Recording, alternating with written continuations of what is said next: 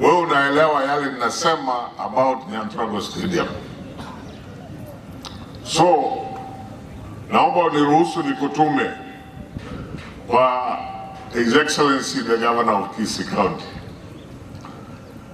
His Excellency Simba Arati, sisi kama watu wa hapa nyumbani, nikiwa mmoja wao, ni mtu tunapenda sana na ni mtu tunaheshimu sana. Sasa nakutuma hivi, mwambie mheshimiwa governor vile tunampenda na grafu yake iko juu, lakini hii stadium, mambo ya hii stadium has been talked about for a very long time, about organizing and upgrading this stadium.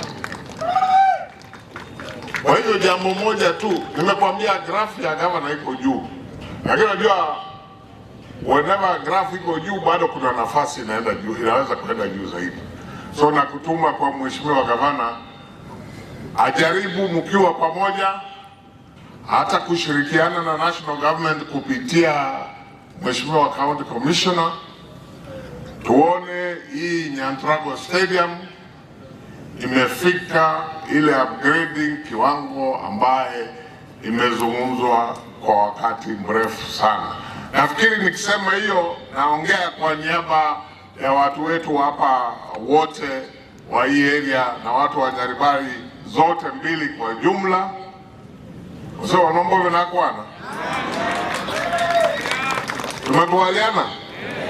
Kwa hiyo hiyo message ikifikia mheshimiwa gavana, ajue imetoka kwa hao wananchi wote.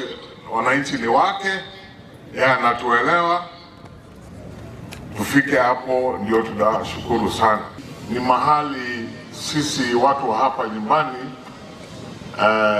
ina historia ambaye inakaribia roho zetu sana. It's a place that has a lot of what I would call reverence and especially for the older people, good memories. Hapa mambo mengi wale wazee wetu ambayo wametuacha.